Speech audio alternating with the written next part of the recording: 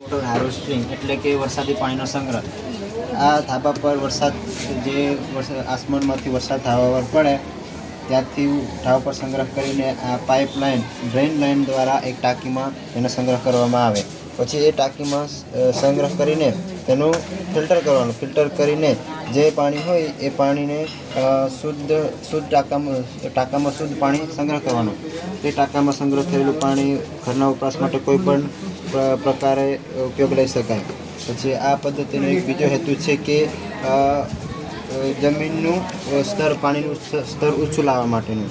એટલે કે આપણા હાલના વિસ્તારમાં આપણા ઘણી જગ્યાએ પાણીનું સ્તર નીચે જતું રહ્યું છે। એ વિસ્તારમાં આપણે પાણી ઊંચું લાવવાની આ પદ્ધતિથી આપણે કોઈ પણ જગ્યાએ પાણીનું સ્તર ઉપર લાવી શકાય છે। જેમ કે અહીંથી જો પાણી પડે એ આ વેલ એટલે કે કૂવો બનાવે છે ત્યાં તેનો સંગ્રહ કરવાનો।